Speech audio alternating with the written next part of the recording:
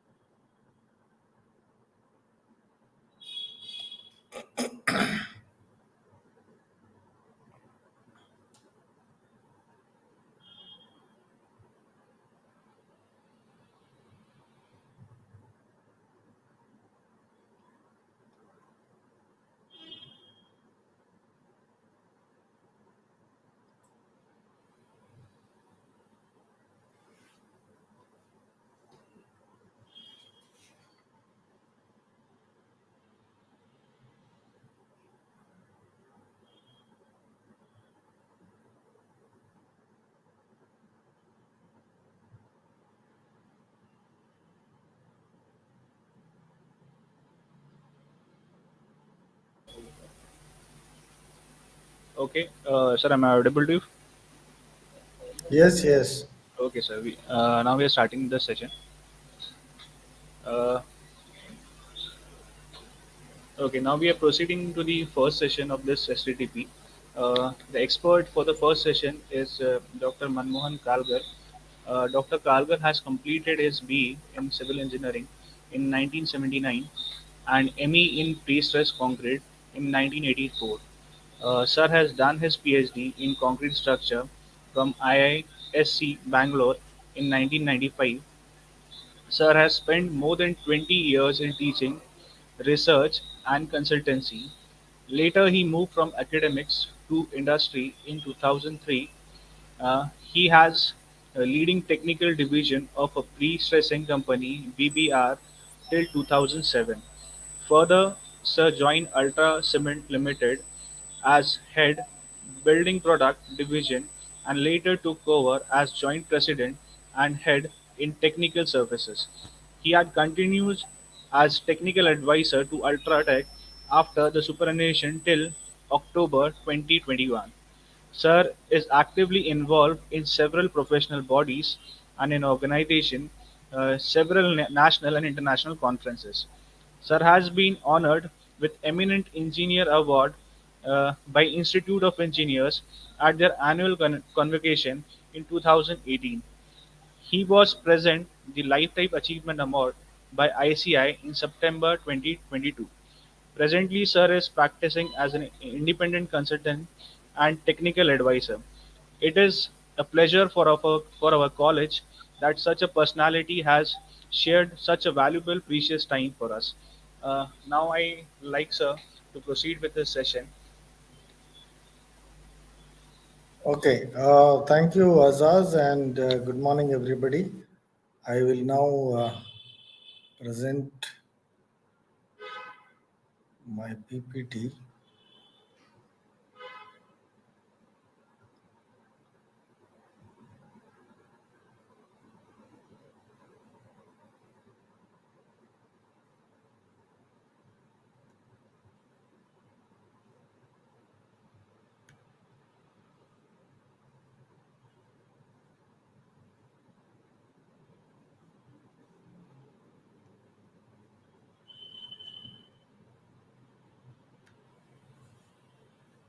Just a minute.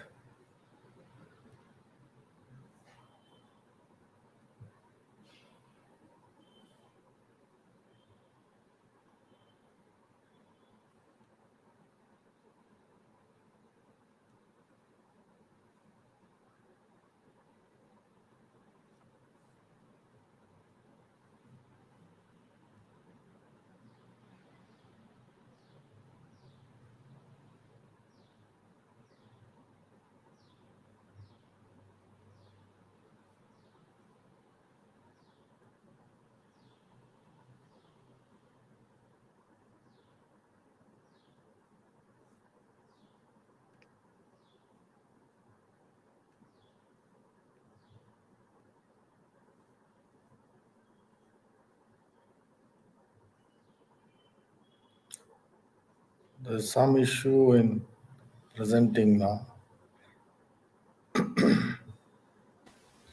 Sir, your presentation is not visible actually. Yeah, that's what I'm trying.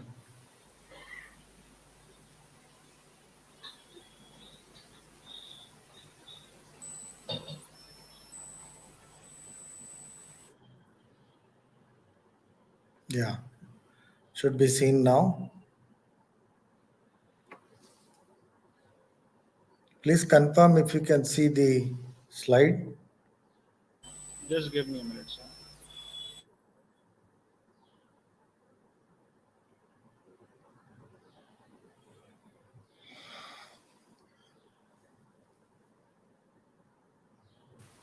Yes, sir, your presentation is visible now. Okay. You can do Good. it on the full screen. It is already on full screen. Okay,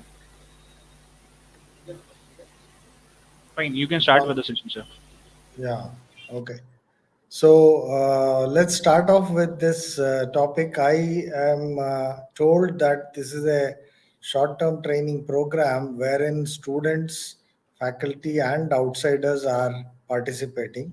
So I have made it a little, toned down version so that there is no complication in it. Of course, the teachers might find that some portions of it is elementary, but keeping the students in mind, I have structured the presentation. So here we are. In the next 1 hour, I will talk about certain or some recent trends in concrete construction. If you are not able to see the slide or if you are not able to hear, kindly let me know. Okay, so civil engineering, the simplest definition that you can think of for civil engineering is design, construction, and maintenance of natural and built environment. There are two words here, natural and built environment, and there are three key operations: design, construction, and maintenance. So it could be design and construction and maintenance all put together or individually. All of these come under civil engineering. Now, if you get into the civil engineering, we all have seen that there is a composition of huge many disciplines or sub-disciplines, as you may call it. And for our convenience, we have, kind of structured it or started studying it under, structures, geotechnical, transportation, and construction management, and so on and so forth. So, when we talk of civil engineering, the common man's perception is that we are connected with buildings. Of course, he is not wrong. We are definitely connected with buildings, whether it is a small building or a multi storied building or huge skyscrapers. It could even be very exotic looking, buildings which are monumental in nature, which can be found all over the world. So, other than buildings, we also build towers, we also build cities, we also build very exciting, structures which could be, auditoriums, which could be just plazas or churches or even just a monument in front of a building. We are also little known, but many people don't realize that we are also involved in various other types of constructions like the towers, the antenna towers, and so on, water tanks, airports, all the structures which are connected to airports like hangars and so on and so forth.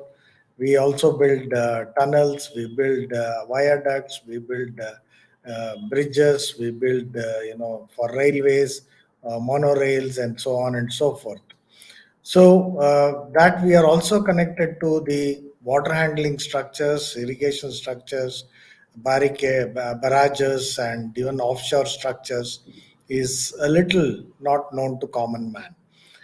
We are also connected with structures which don't appear to be connected to civil engineering, like probably even the amusement parks, telescopes, even the platforms which are used for ejecting the rockets and so on. These are very complicated structures which have to withstand a lot of load, temperature, vibrations, and so on and so forth. and this is where we Uh, as civil Hello. engineers. Yep. Sorry to intervene, sir. But are you changing the slide, sir? Because Yes, you have changed the first slide. I have already changed some Uh, 10 slides. Actually, it's not visible, sir. Actually, we can see only the first slide there. Slides are not changing. I don't know. I have changed already 10 slides. 10 slides. No, no, sir. Yes, It was stick to one slide. Actually, it was just the first slide. Please wait, sir. Please wait.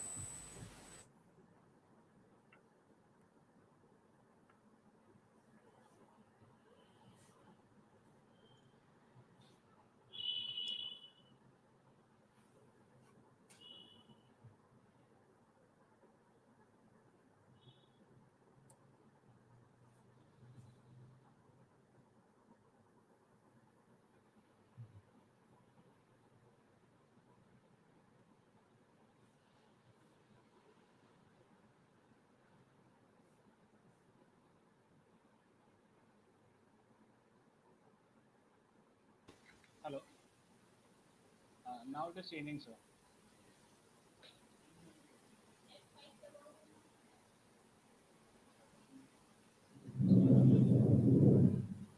I can't hear you, Azaz. Now it is changing, sir. Actually, What are you seeing right now? uh, the photo of a building. To some towers. Yes, yes, towers. Okay. Let's see if I'll, of Try to course, change close. one more slide. Can you see this?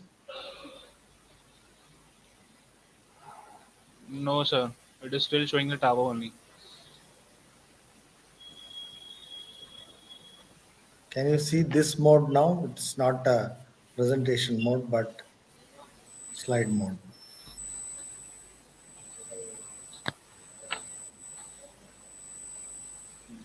Try to change the slide, sir. Yeah, But it is still showing the same picture of the tower only. can't help it. I don't know. It's changing Try, here, but it is not changing with you.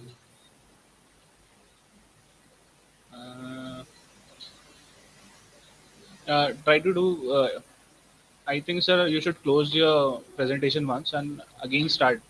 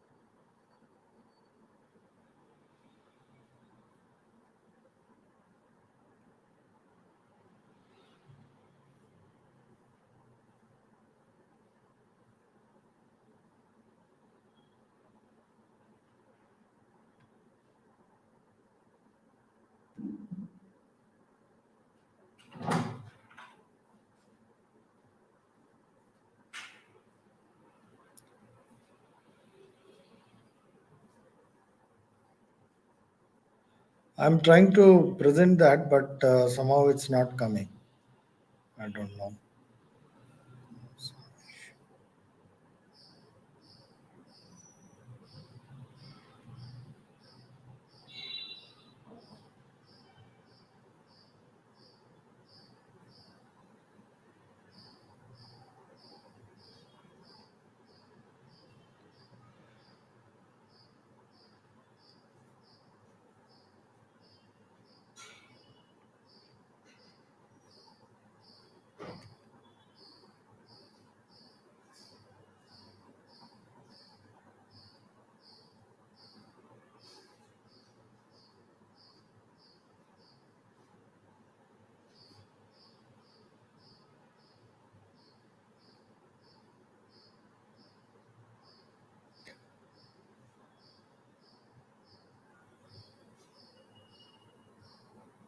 It is coming here, but I think it is not seen by you there. When we did the trials, it was working. Right now, it's not working. I don't know what is the issue.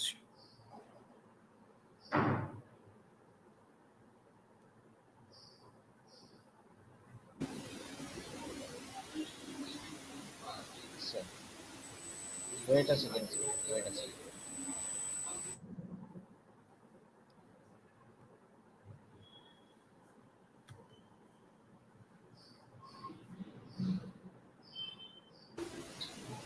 Dear participant, sorry for the inconvenience. Please stay here.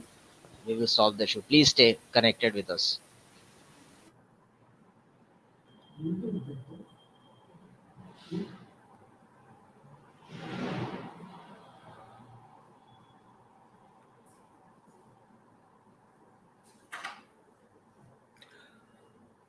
I'm pressing the share screen, but it's not coming there. I don't know.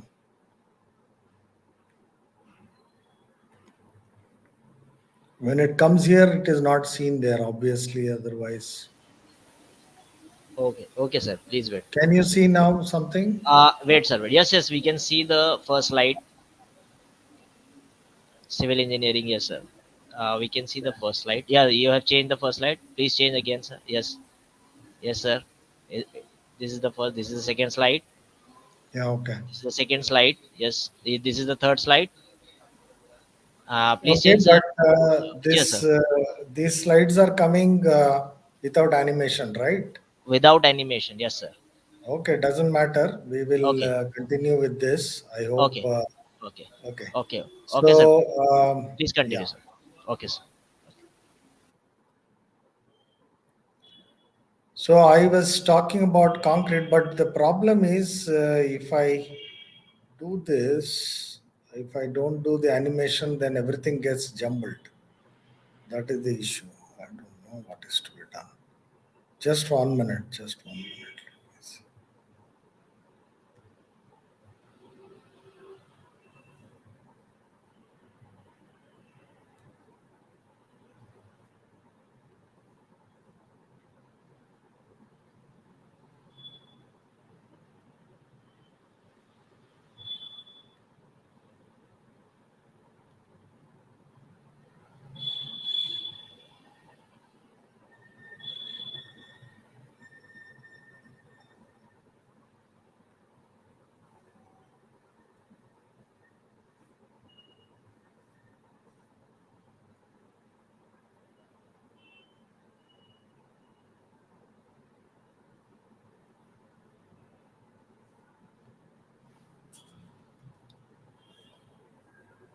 I'll log in once again. Please bear.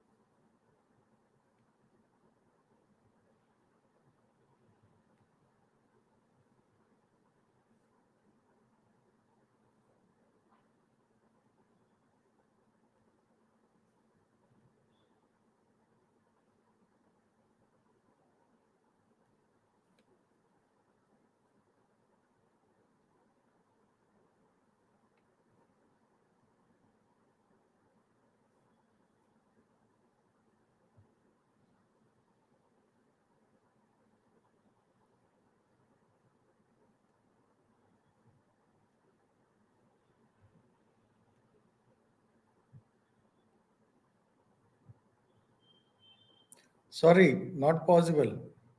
I don't know what is to be done.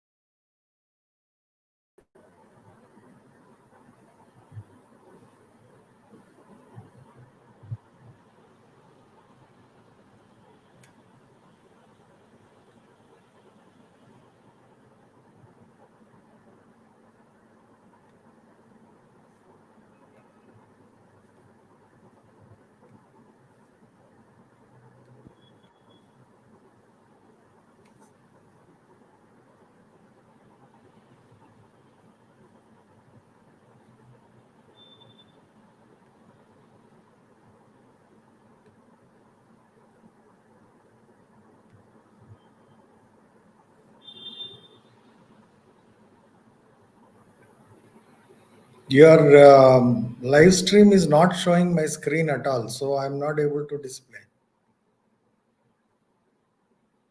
when I go to present mode.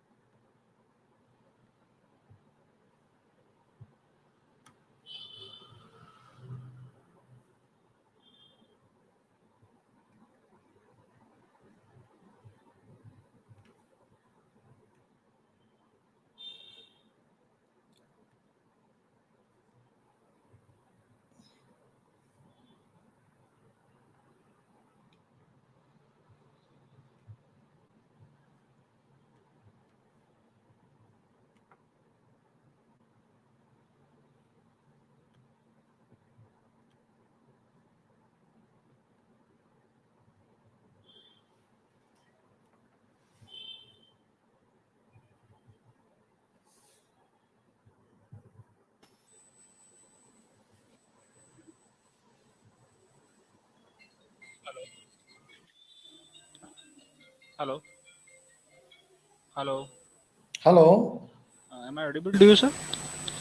you are audible, but I'm having this issue that it is not showing my PPT at all. There must be a present option below your screen.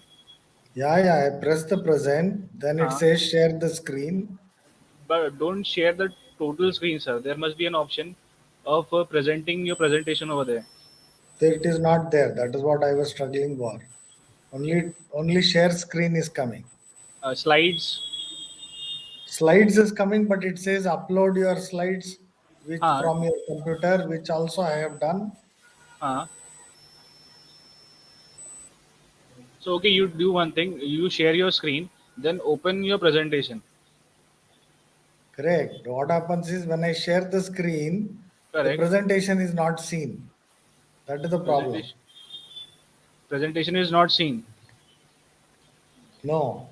Uh, When okay, I sir. say share the screen, So you do one thing. You share your presentation to me. Mail your presentation to me. Then I will try to press share from here. no, that is a very heavy file. It will not be It possible is a to heavy share. file. Yeah.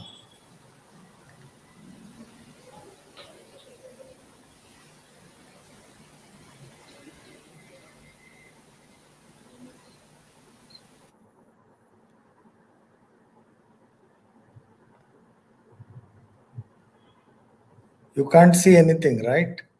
No, sir. So try to do it once again.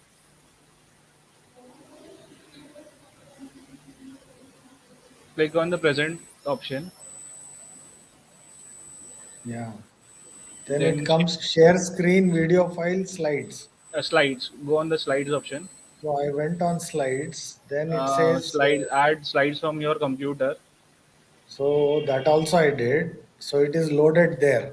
If Huh. I if I double click on that, Huh. it comes at the bottom there, Huh. but that won't move. You are Okay. not able to see, no? Uh, it is coming in the bottom. Yes, So wait for 2 minutes. Okay.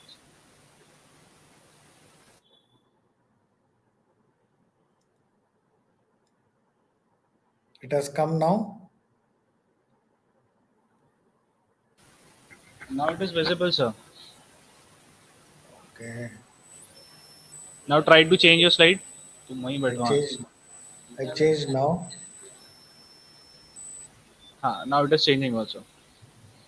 Okay, so I'll go with this slide mode. It does. It's not a presentation mode, so Okay. there might be some which will be jumbled. But anyway, Okay. let No, me no issue, let sir. me No try. issue. Okay. Okay. So, sorry guys, because of these technical glitches, I'm not able to present it the way I want to. But okay, why new concretes we are looking for is basically because of various reasons which are listed here.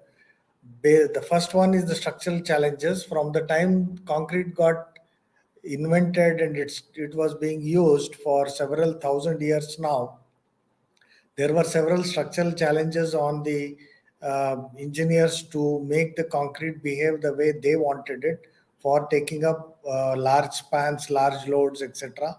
There were challenges from architectural side.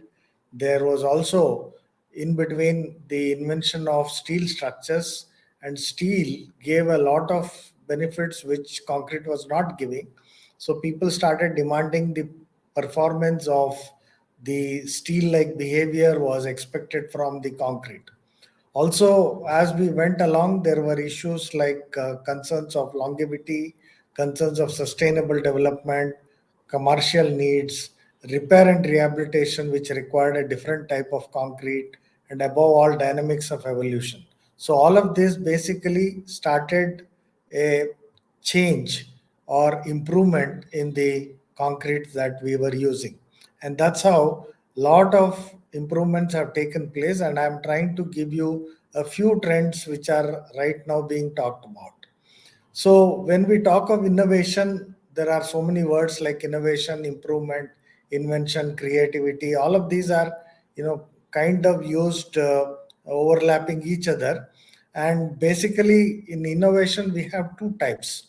One is called the technological or product innovation, which is the implementation and commercialization of a product with improved performance characteristics. So you must realize that technological product innovation means it's connected to a product. So the implementation or commercialization of this product with improved performance characteristics is called as technological product innovation. The second variety is technological process innovation, where we implement or adopt a new or significantly improved production or delivery methods. So we use a particular product, but we change the way it is delivered, the way it is produced, etc., so that we will look into various equipment, human resources, working methods, etc., in the process innovation. So, product innovation and process innovation are two things that we talk about. So, when we look at any innovation, the three things that we look for is what is desirable to users, what is viable in the marketplace, and what is possible with the existing technology. So just because somebody desires it, it may not be possible to produce it, with the present technology. Or even if you can produce it, it may not be commercially viable in the marketplace. So all the three things should be possible. Only then you can say that the innovation is of some use. So we talk of special concretes. Now that we have moved from normal concrete, we have gone to several, advanced versions of concrete, and we call them as special concretes. Basically, in special concretes, we look at properties or behavior or composition or performance other than the normal concrete, which means much superior compared to conventional concrete. There are a lot of possibilities of producing newer types of concretes, and since these concretes are designed or specified for a particular project or application, they also need to be made with a lot of care and control to achieve the desired properties. So, if we can try to look at the different types of concretes that are there, there are several of them which are listed here, from high strength concrete to high performance concrete to fiber reinforced concrete, ultra high performance concrete, high volume fly ash concrete, etc., etc. So there are huge number of concretes that are now being used as compared to our age old M15, M20, M30 concrete. So now, depending on what performance you want, we can design that particular concrete, and that is what we call as special concrete. So when we are looking for a performance which is different from the normal concrete, we tend to call them as high performance concrete. We may be looking at properties like ease of placement, placing without compaction, early age strength, long-term mechanical properties, durability, impermeability, etc., etc. So many properties you may be desiring, or the customer might be desiring to have. It might be one or two or several of them put together. So why we take up only one or the other as required is the way you have to design the concrete will be different for different kind of performances.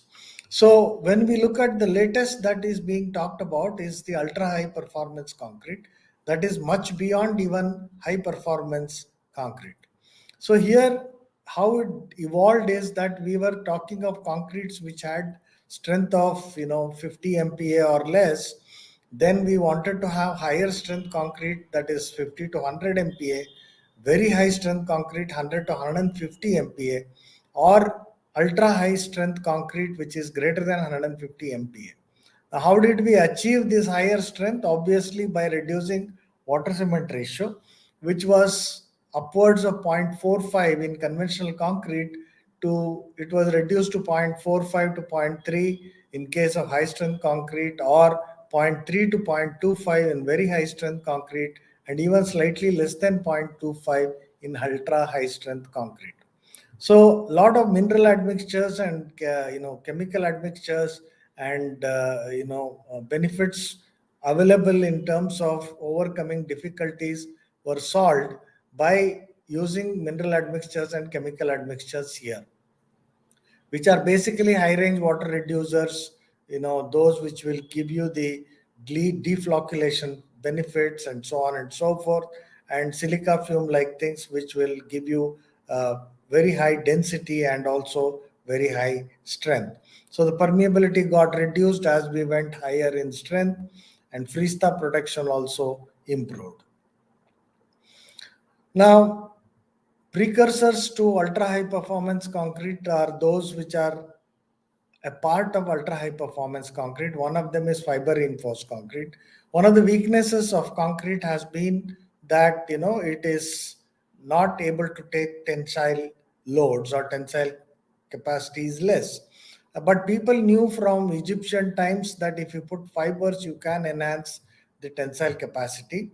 Only thing is now people have systematically differentiated between different types of fibers which are possible to be incorporated, and hence improve the tensile capacity or flexural strength or ductility or toughness or even crack resistance of concrete by utilizing various types of fibers that are available. The fibers could be steel fibers, glass fibers, synthetic fibers, or even mineral fibers. So it could be even combination of several fibers to look at different performance that is required. So fiber reinforced concrete is a fairly well understood, well researched, and well used type of concrete. So this is one of the precursors. Now we are ready to use different types of fibers and get different types of performances out of it. In fiber reinforced concrete, what is important is the elongation capacity, the strength capacity, and the Young's modulus of these fibers. Depending on what you want, you could combine a couple of types of fibers as well.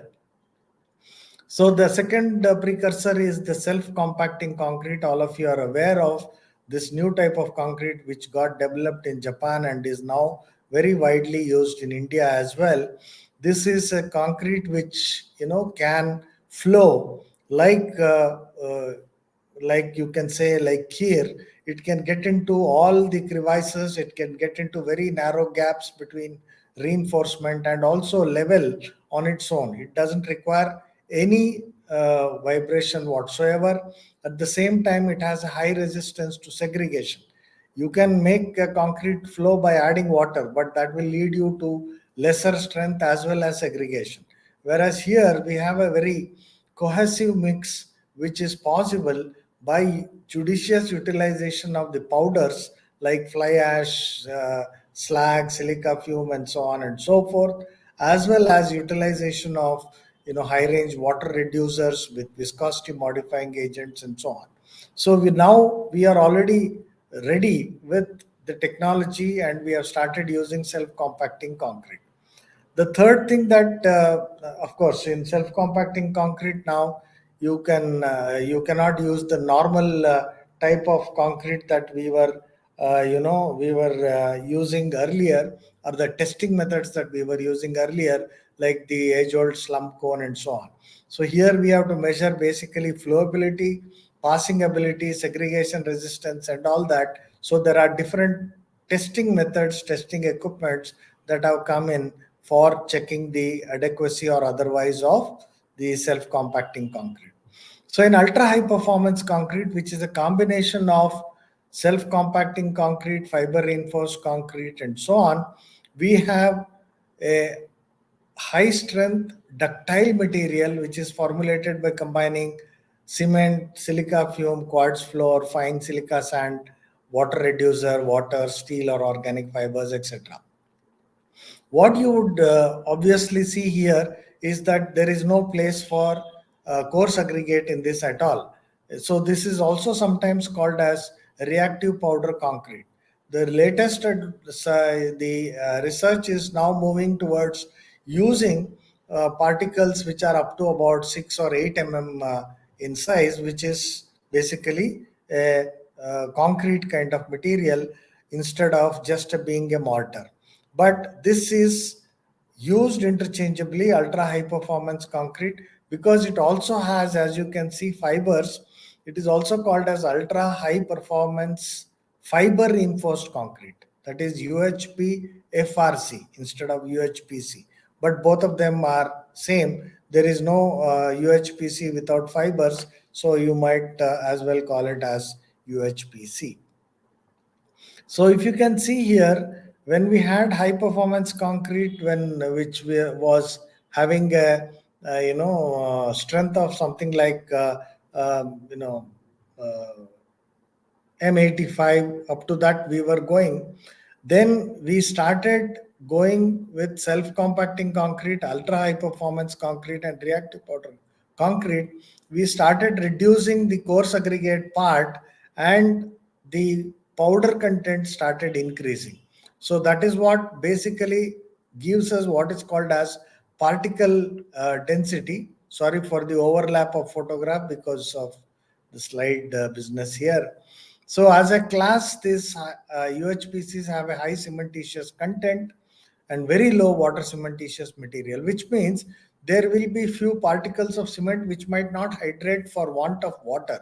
Doesn't matter, it is used as powder, and this particle packing is something which creates an extremely good bonding and van der Waal forces, which gives the inherent tensile strength within the concrete, and this concrete becomes extremely strong. If you look at these concretes, basically they are known for high compressive strength, ductility in post cracking stage, internal crack bridging capacity. See, you can see the graph there. The first curve, which is in blue, is your typical concrete. Then you have the steel behavior, and you have the UHFRC, that is ultra high performance concrete. So individually, when you take concrete, steel, this UHPFRC or UHPC surpasses the performance of both and gives you much superior, higher strength as well as post yield ductility, or that is called as toughness. So it is basically very, very impermeable, dimensionally very stable, and it has excellent performance characteristics, including abrasion capability. So I will not get into this particular graph, which again says the same thing about the type of compressive strength that we are looking at, being 140 to 200 MPa as against M20 and so on. We are now making one M150 or M200 and so on and so forth. So this is already in use. It's not just theory.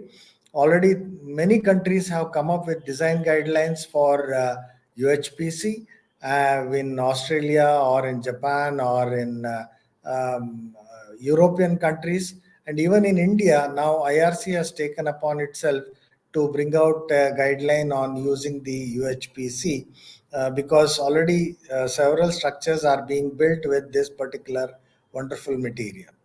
So the durability is one of the key factors of ultra high performance concrete, because it prevents the deleterious solutions from penetrating into the matrix, and the mechanism that can cause conventional concrete to deteriorate are not present.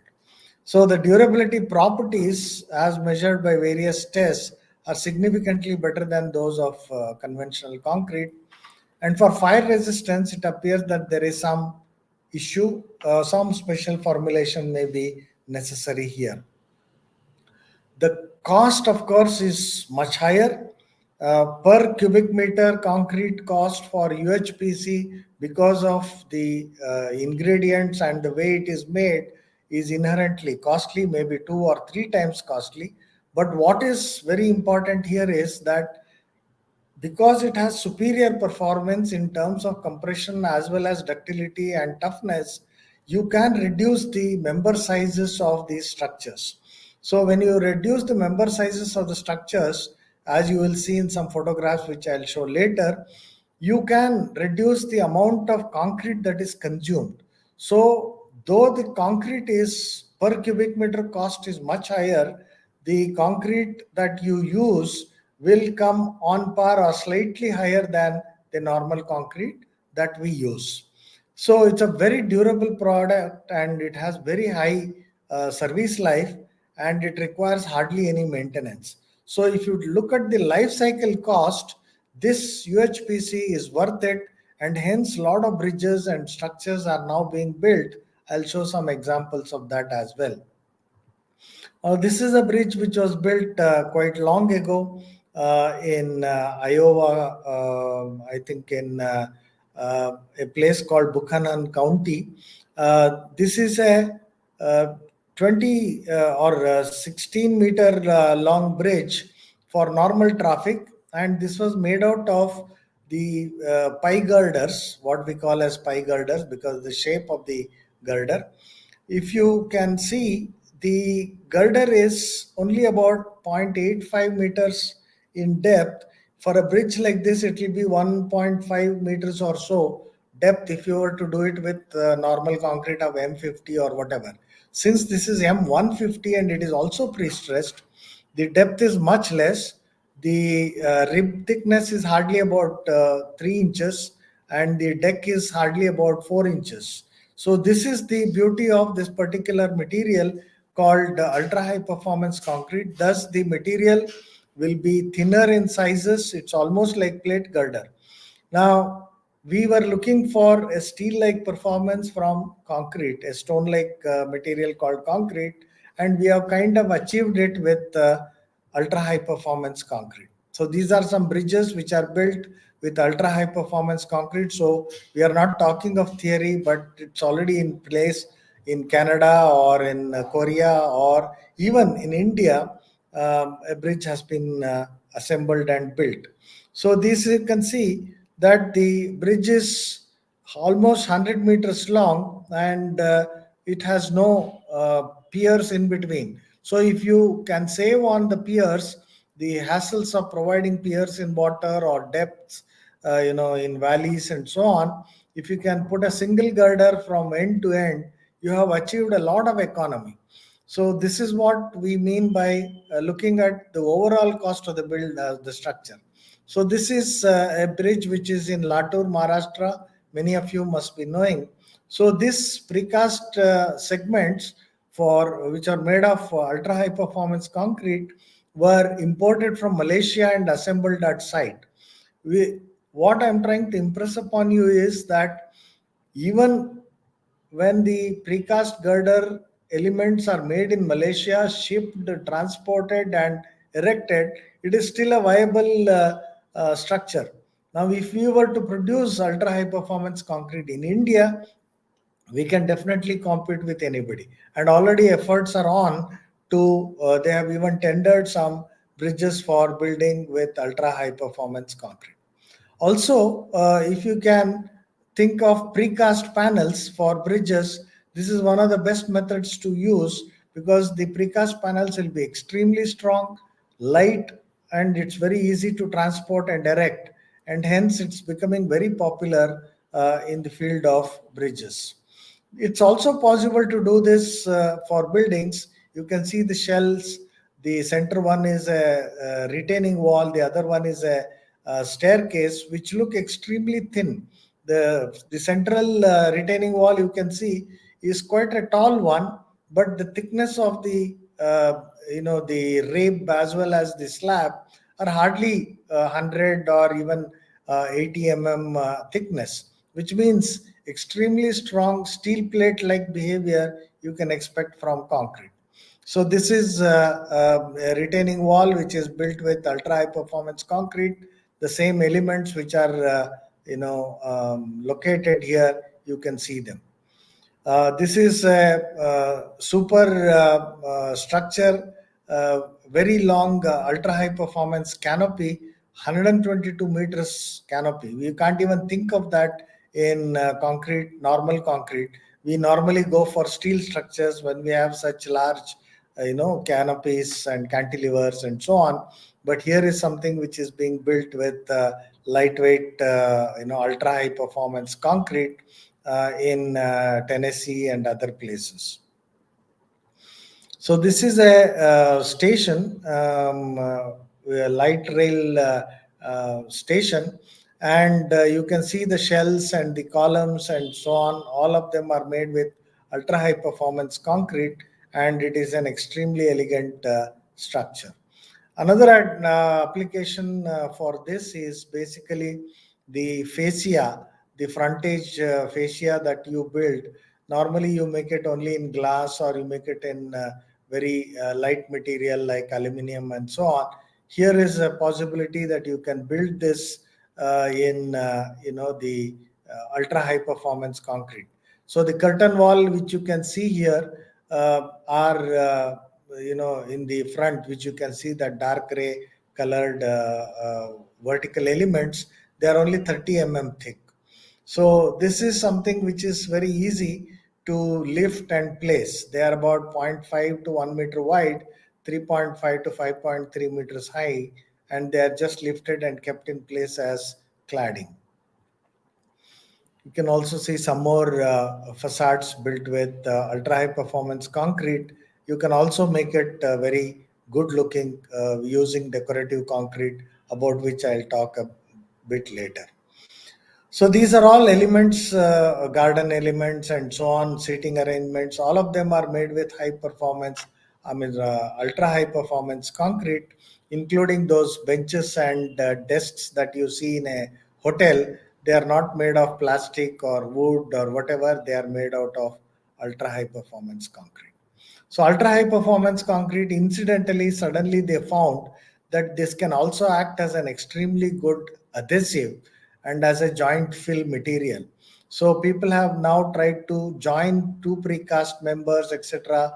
Using this as a joint fill, and you can see here the bottom a sketch where you can see the dark gray portion is the ultra high performance concrete poured to connect two precast members which are hatched, as you can see there. And there is a photograph where you can see the ultra high performance concrete being poured. You can see that it is flowing on its own. There is no vibration that is required, and it is an extremely viscous and very strong material. I had some videos to show you, but unfortunately, because the issue of slides, I'm not able to show. So this is the material which is being tested for fatigue. The center slightly darker portion in that slab, the center portion is the jointing material. So under millions of cycles of positive and negative side deflections, still the joint did not break, the slab broke. So that is what is something like you do the weld test. They have done this jointing material test. So this can also be used for topping, like very hard surface topping in bridges. So these are applications where UHPC is being laid on the left top photograph, and on the right side you can see that it is a finished portion. They say that more than 25-30 years, nothing needs to be done for this surface. It will be extremely strong and abrasion resistant and so on. So another application for ultra high performance concrete is the repair application, where instead of providing huge jacketing members, you can provide thin, very strong members. And this area also is becoming extremely popular for ultra high performance concrete. There is another application that people are now looking at, called concrete cloth. Basically, this has a material, uh, something like this. It's a fibrous material with one lamination on one side, and it comes in rolls. If you just apply water to this or spray water on this, it hardens in whatever shape that you have kept. And this is again a kind of ultra high performance concrete with certain modifications of the cloth on one side and PVC on the other side. So this is finding very many applications in retaining walls and slope stabilizations and so on and so forth. You can see this on the videos are available, which I'm not able to show, but you can see it on the internet, where you can see all these uh, you know uh, applications being shown. Uh, just 1 minute. Okay.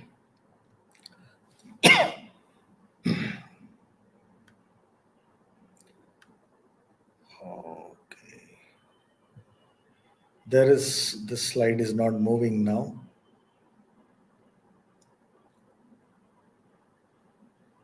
Just 1 minute.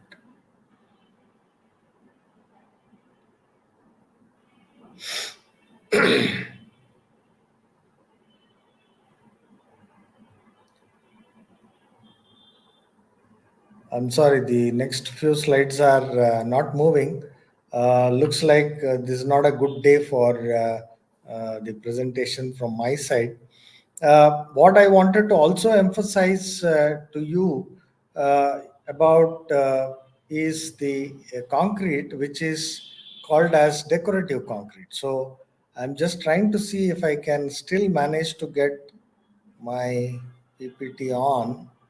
Just give me 2 minutes.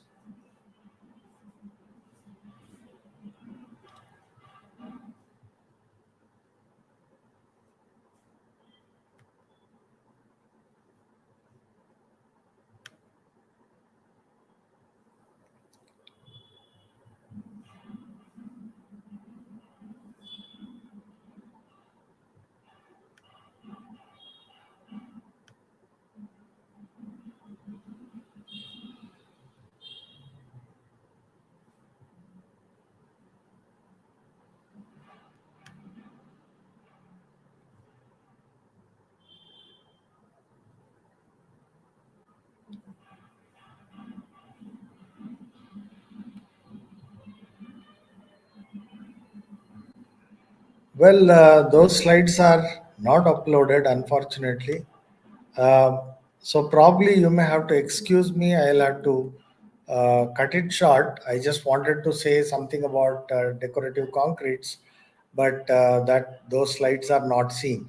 But let me tell you that it is possible to make the concrete very colorful nowadays with the use of pigments and with the help of white cement and as well as gray cement. So it's possible to produce a lot of patterns on concrete, which is now called as stamped concrete. You might have seen some applications in shopping malls and so on and so forth. So concrete is now getting into the area where the it is possible to make the concrete very colorful and also perform as the normal concrete. So this is a trend which is picking up. Another area where the work is going on now is to make the concrete self heal.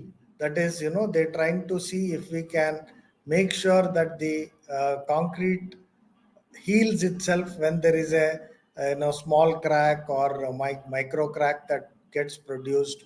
Various reasons, maybe shrinkage, maybe some kind of drying shrinkage and so on and so forth.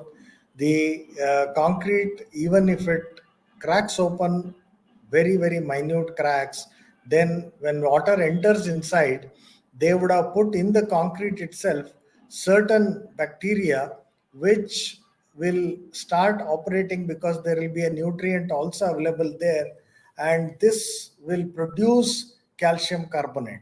So calcium carbonate will fill all the cracks and the concrete will heal itself. So this is another method on the approach which a lot of people are trying to do research on. I think many institutes are now taking up on this bio concretes.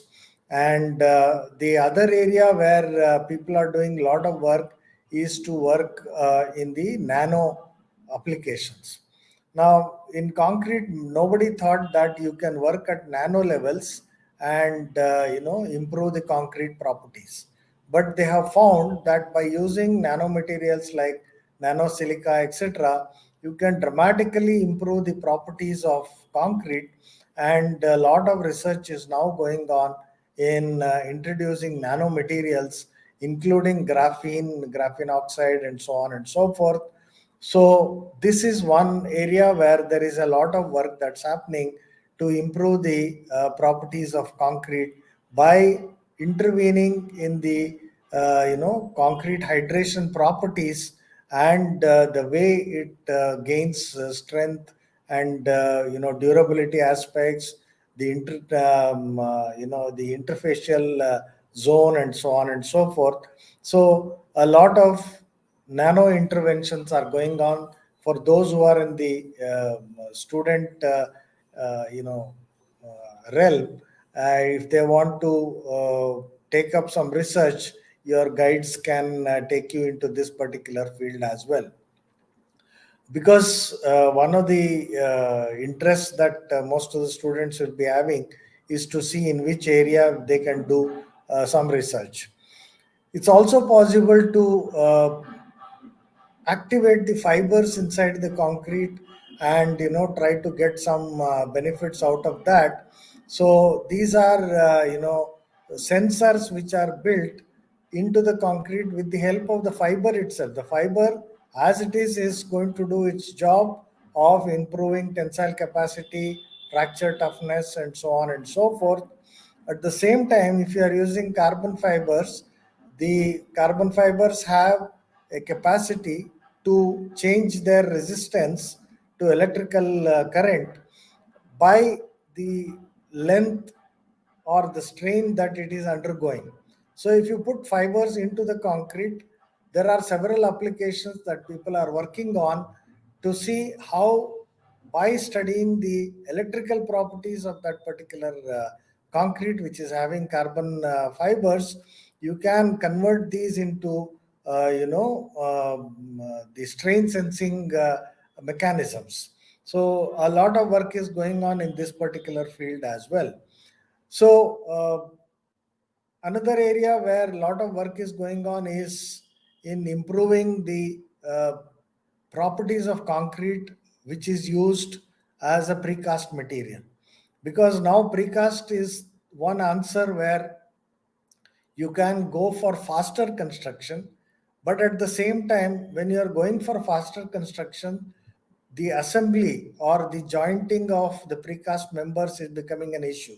So work is going on now to do complete casting of the whole blocks. That is what is called as 3D monolithic construction. I'm not talking of 3D printing. That's another thing that is coming up. 3D monolithic construction, which is also an area of pioneering research today, because you reduce the number of joints and you are creating blocks which are rigid by themselves. They are extremely good even in earthquake areas to be used. A lot of work is happening in Maharashtra, a lot of work is happening all over the country in utilizing this particular thing. So, this is called as concrete for concrete for 3D monolithic construction. The other area which I mentioned was the 3D printing, which is also being talked about quite a lot nowadays. This is again something like ultra high performance concrete with no aggregates, no coarse aggregates, being poured in any particular shape with the help of a computer driven machine. So in the computer, you mark the shapes that are required, and the which pours the concrete or places the concrete, which is the UHP FRC kind of material, to the various shapes. And in IIT Madras and other places, they have produced full scale buildings which are by what are known as 3D printing. The trick is to control this particular concrete as it is being poured layer by layer onto. Of course, I had some photographs to show, but unfortunately, the slides are not working. So the layer which is poured, first layer, let us say, once it is poured and the machine comes around for the second pour, by the time it should have stiffened. It should be viscous and flowable to put the layer first. When the second pass is coming, it should be stiff enough to take the weight of the second layer. And when the third pass comes, the bottommost layer should be capable of taking the weight of the two layers which are on top, and so on and so forth. So it's a play between the flowability, the rheology, as well as the stiffening mechanism and strength gain mechanism. A very active field in which a lot of people are working. Success rate is not very high because it involves a lot of things, including the nozzle dimensions, the dimension of the material which is being cast, etc., as well as the computer interface.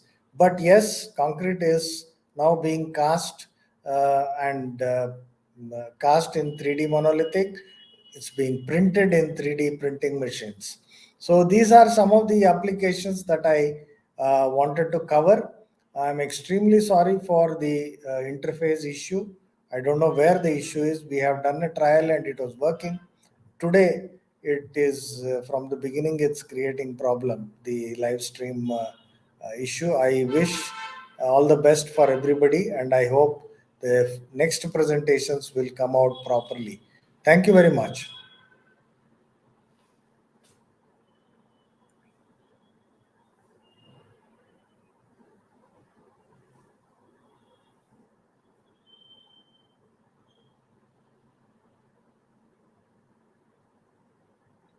Professor Azaz, I am done. Thank you so much, sir, for sharing your valuable time with us. And all the participants, we are extremely sorry for the inconvenience during the session. We'll try that in the next session. It is smooth and flowing also. Okay. Thank you so much. I will share the link in the STTP group, WhatsApp group, for the next session. Okay. Thank you, Professor Azaz and Thank you, sir. Thank you so much, sir. Professor Wade.